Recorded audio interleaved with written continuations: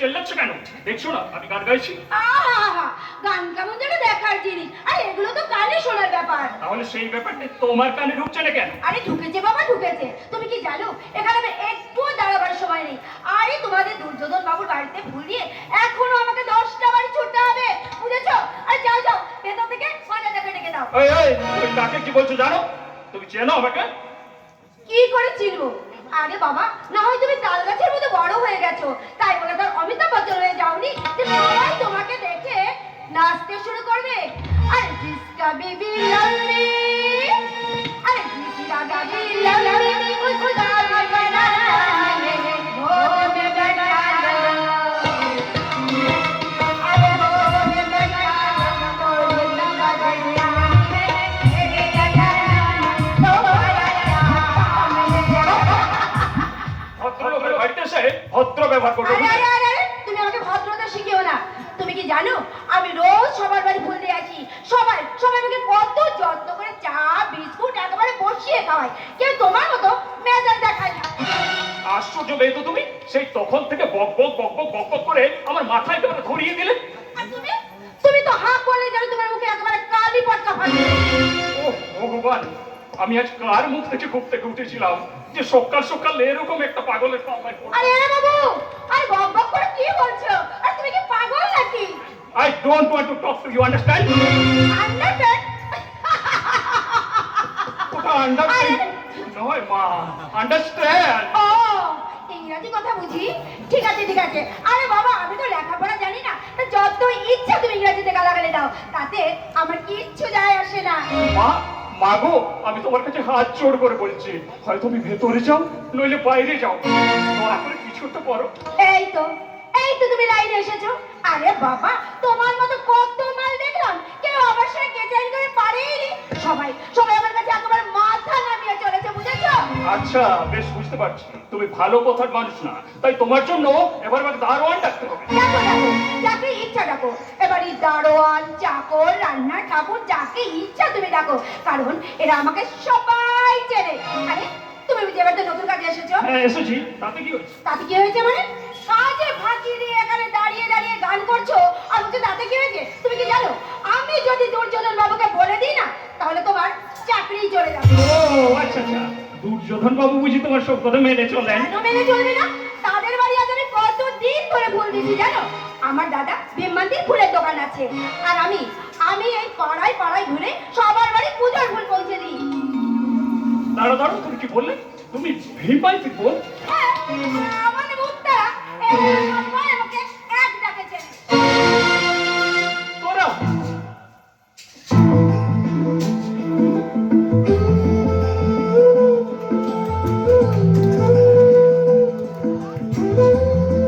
তুমি আমাকে চিনতে পারলে না উত্তরা? আমি তোমাদের দুর্যোধন বাবুর ভাই অভি।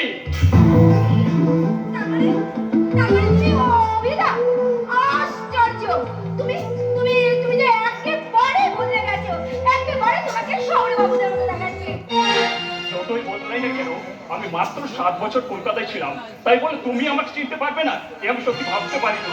বাবা, তুমিও তো আমাকে চিনতে পারোনি। কি করে চিনবো? 7 বছর একটা মেয়ের শরীরে এত বড় পরিবর্তন ঘটে যায় যে তার আপনজনেরাও তাকে ঠিকমতো চিনতে পারে না। তাই জানো, যখন আমি তোমাকে শেষ দেখেছিলাম তখন তুমি ছিলে একটা সত্য ফোটা ফুলের প্রদীপ, আর আজ সেই বলিটা তার সমস্ত পাপড়িগুলো মেলে ধরেছে। তাই তো চোখ মেলে তোমার এই নতুন রূপটা আমার বারবার এই লজ্জা কেন? এই জানো, আমি যখন কলকাতায় ছিলাম তখন শুধু তোমার কথা ভাবতাম, আর মনে মনে কি বলতাম জানো?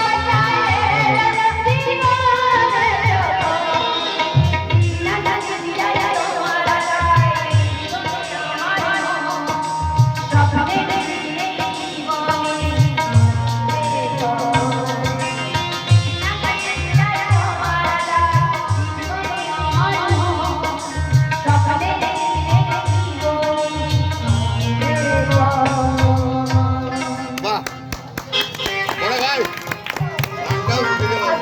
আর তোমার আমার এ গান গাওয়ার কারো অধিকার নেই। কেন নেই উত্তরা? আজ আমরা বড় হয়েছি, নিজেদের ভবিষ্যতে চলার পথটা আমরা নিজেরই ঠিক করে নিতে পারি। না, পারি না। কারণ সেই দিনের দিনগুলো চৈতিরাতের অন্ধকারে হারিয়ে গেছে। আজ আমি বুঝতে পারছি তোমার আর আমার সম্পর্ক আসমান জমিন ফারাক।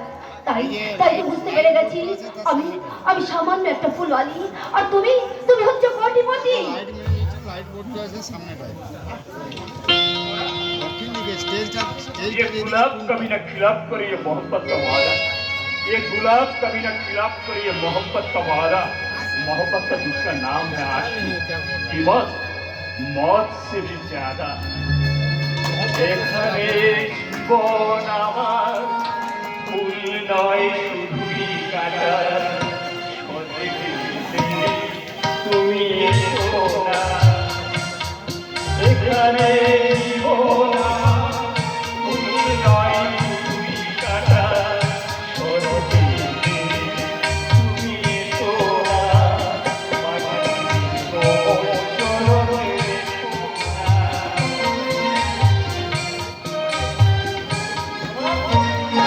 আমার তোর মতো শিক্ষিত ছেলে উপযুক্ত কথাই বলেছি, তাই তো তোকে বন্ধু বলে পরিচয় দিতে বুকটা আমার গর্ত খুলে ওঠে রে অভি। এই কি সহদেব তুই এখানে? আমি না হয় দাদার ডাকতে কলকাতা থেকে এখানে আসতে বাধ্য হয়েছি, কিন্তু তোকে তো ঘাটে আমি সব দায়িত্ব দিয়ে এসেছিলাম, তুই সেই সব দায়িত্ব পেলে এখানে এলি কেন? হ্যাঁ কবি, উত্তরা তুই আর আমি ছোটবেলায় একসাথে খেলাধুলা করে বড় হয়েছি। যদিও আমি আর উত্তরা খুবই গরিব ঘরের মানুষ, কিন্তু তুই কোনোদিন আমাদের দূরে সরিয়ে রাখিস নেই। তোর কোম্পানির ম্যানেজার করে আমাকে কলকাতায় নিয়ে গেছিস, তাহলে আর আমিও এতদিন নিষ্ঠার সঙ্গে সে দায়িত্ব পালন করে এসেছি। হ্যাঁ, তাহলে হঠাৎ সেই সব দায়িত্ব ফেলে এখানে এলি কেন?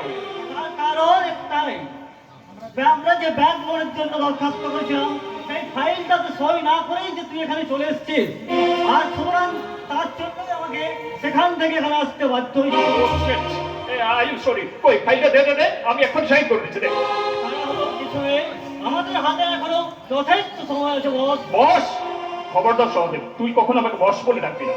তাই বলে তোমাদের মালিক কর্মচারীর পরিচয়টা তার বদলে যাবে না। ওরকম কোনো পরিচয় আমি বিশ্বাস করি না উত্তরা। তাই তো তখন তোমাকে যতখানি ভালোবাসতাম এখনো ঠিক ততখানি ভালোবাসি। তোর মুখে আজ ছেলের ভালোবাসার কথাটা শুনতে যেমন ভালো লাগছে, সেই সঙ্গে বড় ভয় করছে রে অভি। ভয়? কিসের ভয়? তো তোরা উজ্জ্বল বাবু এই অঞ্চলের দণ্ডমুণ্ডের কর্তা, অর্থের অহংকারে দিই গরিব মানুষকে মানুষ বলে মনে করেন না। তার একমাত্র স্লোগান হলো मेरा भारत महान, गाओ दुर्योधনের জয়গান। मेरा भारत মহান, গাও দুর্যোধনের জয়গান। আমি যে দণ্ডমুণ্ডের কর্তা দুর্যোধন পাল, আমার ভাই হয়ে তুই একটা সামান্য ফুলওয়ালাকে ভালোবাসা তাও কোথায় পেলি অভিমন্যু? মানে অভিধান করে দোষ নেই বাবু। আমি চুপ, একদম চুপ। মালিকের সামনে কথা বলবি মাথা নিচু করে, কারণ উঁচু মাথা উঁচু কথা এই দুটো আমি কোনোটাই পছন্দ করি না। আমি বেশ বুঝতে পারছি আমার ভাইটার বোকামের সুযোগ নিয়ে তুই এ বাড়ির বউ হওয়ার স্বপ্ন দেখতে শুরু করেছিস। না বাবু, না। না বাবু, উত্তর কোনদিন এরকম স্বপ্ন দেখার সাহস পাবে না। অভি নিজে একদিন কথা দিয়েছিল। কথা? দুধের দাম, দুধের ধাপ মুখে নিয়ে কখন কে কি কথা দিয়েছিল আজ তার কোনো মূল্য নেই সহদেব।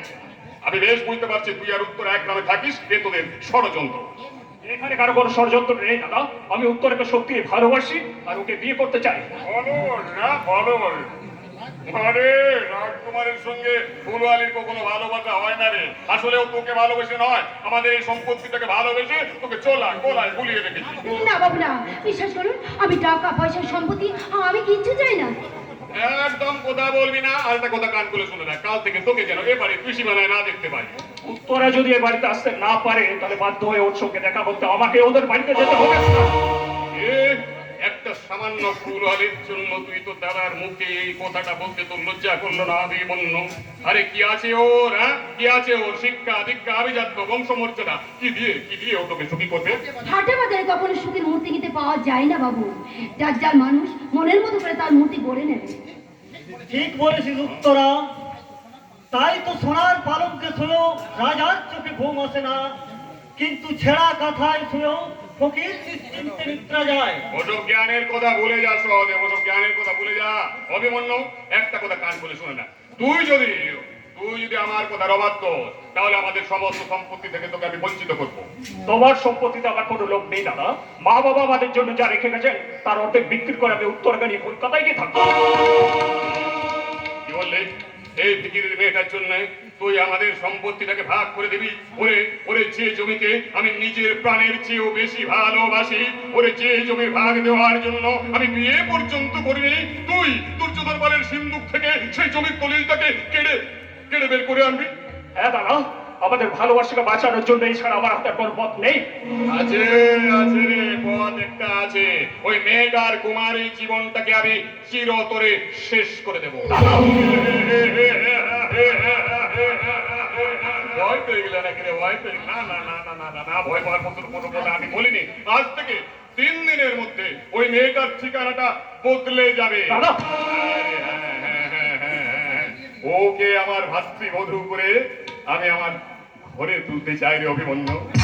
হ্যাঁ রে, হ্যাঁ সত্যি বলছো দাদা? আরে ভাই, হ্যাঁ তুই ছাড়া আমার আছে কে বল? তাই তোর সুখী তো আমার সুখ, তাই তোর সুখী তো আমার সুখ। তাই তুই যাকে ভালোবাসিস, বুঝলি, তুই যাকে ভালোবাসিস সে সামান্য ফুলওয়ালি হলে সেই তো আমার সুখে রাজ করল রে।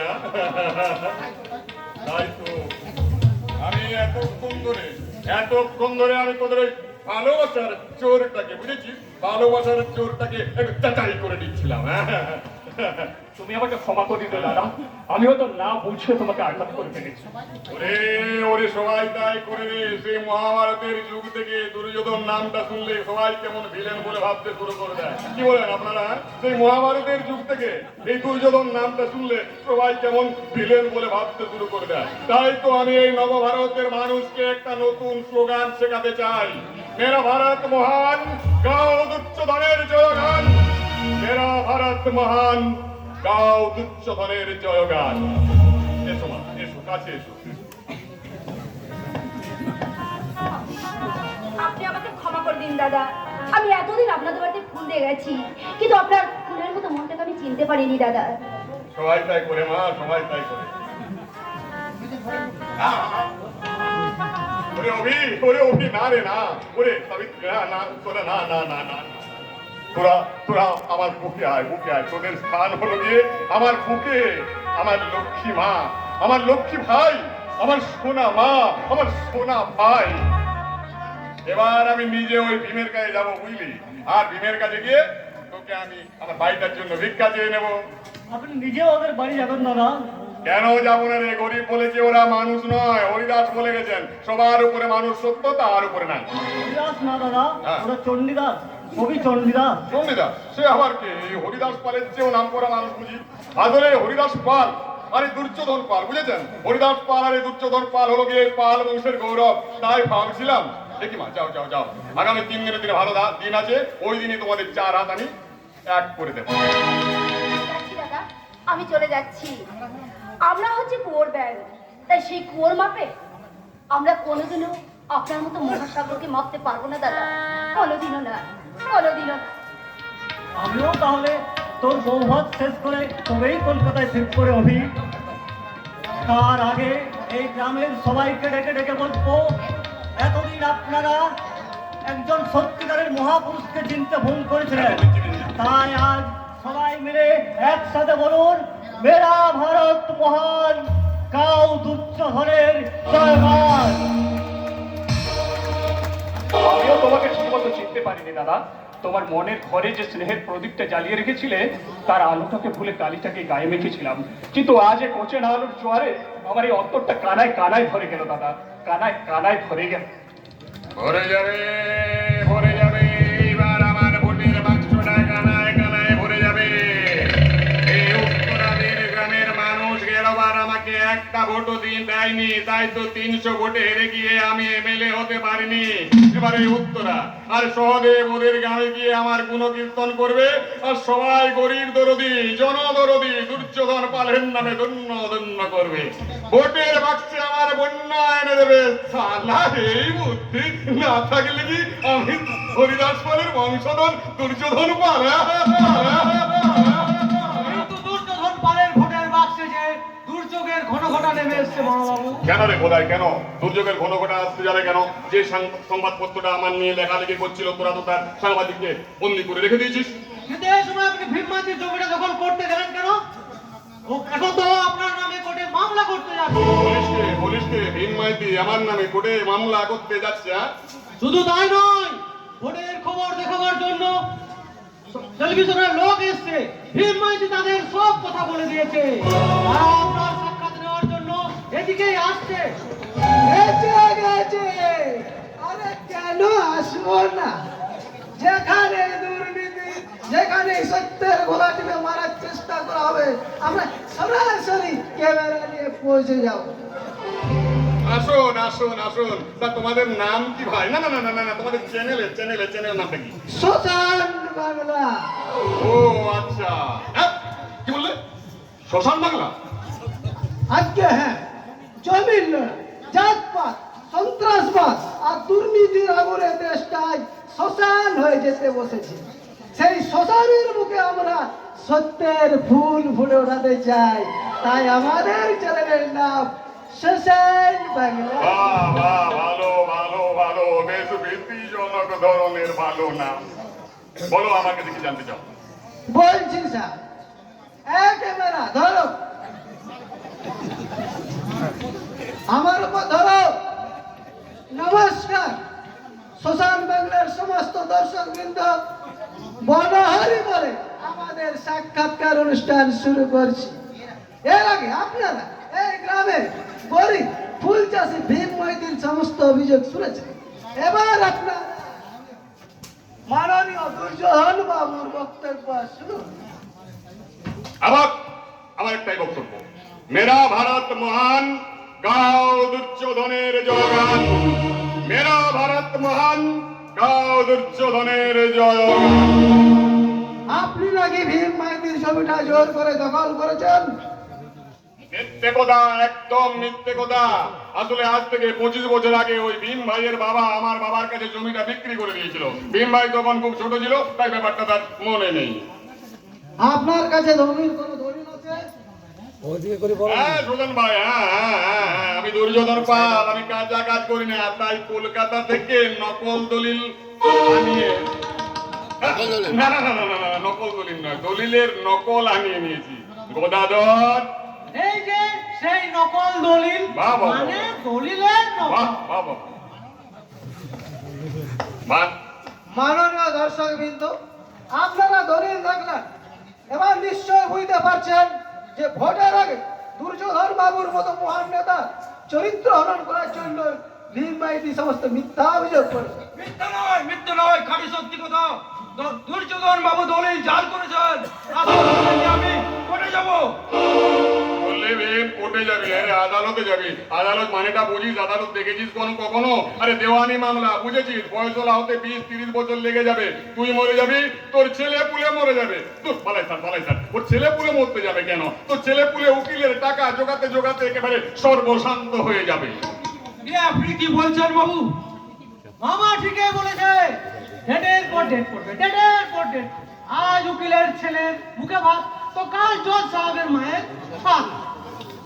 না বাবু না, এত বড় আপনার সর্বনাশ করবেন না। কিন্তু আমি তো আমার ন্যায্য পাওনাটা ছেড়ে দিতে পারি না রে ভীম। আমরা তো বাপ ঠাকুর দাদার আমল থেকে এই জমি ভোগ করে আসছি বাবু। আরে এতদিন তো সেই জন্য কিছু বলিনি রে, এতদিন সেই জন্য কিছু বলিনি। গরিব মানুষ তোরা, কিন্তু তোর বাপটা যে কেন তোকে এভাবে ভাতে মেরে রেখে গেল আমি ব্যাপারটা ঠিক বুঝতে পারছি না। এখন তোর দুঃখ দেখে, বুঝেছিস, তোর দুঃখ দেখে আমারই মুখটা যেন একেবারে ফেটে যাচ্ছে রে, ফেটে যাচ্ছে। আপনি আমাকে দোয়া করুন বাবু। ওই জমিটা বিক্রি করে আমি বোনের বিয়ে দেবো বলে ভেবে রেখেছিলাম। কি বললি আমি ঠিক শুনেছি তোরে? হ্যাঁ, বোনের বিয়ে দিবি? হ্যাঁ, আরে বোনের বিয়ে দিবি, তাহলে তো তোর আমার দুজনের সমস্যারই সমাধান হয়ে গেল রে। তোর বোনের বিয়ের ব্যবস্থা আমি করছি, 1 পয়সা, বুঝেছিস, 1 পয়সা পণ যৌতুক লাগবে না, শুধু শাঁখা সিঁদুর আর মেয়ে। কিন্তু এই গরিব ঘরে ভিখারি মেয়েটাকে বিনে পনে কে বিয়ে করবে বাবু? কেন আমি করবো? আমি করবো? যা, আমার আবার বিয়ে করার বয়স আছে নাকি রে? আমার ভাই অভিমন্যুর সঙ্গে তোর বোনের বিয়ে দিয়ে ওকে আমার ভাতৃবধূ করে ঘরে তুলবো রে। তোর বোনের বিয়েটা হলো, আমার জমি আমারই থাকলো, আর তোর বোনই তো এককালে এসবের মালকিন হবে রে ভীম। কি আপনি কি বলছেন বাবু? রাজা হয়ে একজন ফুলবাড়ি মেয়েকে ঘরের বউ করবেন? ভীম, এইসব কথা কেউ বলে রে? এই দুনিয়ায় কেউ রাজা নয়, কেউ ফকির নয়, সবাই সমান। সবার উপরে মানুষ সত্য, তাহার উপরে নাই। হরিদাস পাল বলে গেছেন, বুঝেছিস, আমার পূর্বপুরুষ। আজ্ঞা না আসা এই কথাটি বলেছিলেন চণ্ডীদাস। যাই হোক, সোশ্যাল বাংলার সমস্ত দর্শক বৃন্দ, আপনারা সবাই দেখলেন কিভাবে কত সহজে দুর্যোধন বাবু সব সমস্যার খণ্ডন করলেন। শুধু তাই নয়, সামান্য একজন ফুল আনি মেয়েকে নিজের ভাতৃবধূ করে সব সমস্যার সমাধান করে দিলেন। আগামী 3 দিনের দিন ওদের বিয়ে হবে, ওদিন ভালো দিন আছে। মাননীয় দর্শকবৃন্দ, ওই দিন আপনারাও আসবেন, কিন্তু পেট পুড়ে খেয়ে দিয়ে আমার ভাই আর তার বউটাকে একটু আশীর্বাদ করে দিয়ে যাবেন। এবার একবার মনের আনন্দে বলুন তো, মেরা ভারত মহান, গাও দুর্যোধনের জয়গান। মেরা ভারত মহান, গাও দুর্যোধনের জয়গান। ওই দিন আপনারা আসবেন কিন্তু। হ্যাঁ, আপনাদেরও নেমন্ত্রণ থাকলো, শ্মশান ভাই। না না না না না, আমার সাংবাদিক ভাই। ওরে ভীম, এবার দুহাত তুলে বল, মেরা ভারত মহান, গাও দুর্যোধনের জয়গান। বলবো, নিশ্চয় বলবো। শুধু আমি একা নই, এই গ্রামের সমস্ত মানুষকে বলতে বলবো, এই মহাপুরুষের নামে জয় ধ্বনি দিতে বলবো, জয় দুর্যোধন বাবু, জয় জয় দুর্যোধন বাবু, জয়। সোনার টাকা গ্রামের ভিতর বলতে বলতে যাবি রে, বুঝেছিস? মাননীয় দর্শক বৃন্দ, আমরা এই মহাপুরুষের সাক্ষাৎ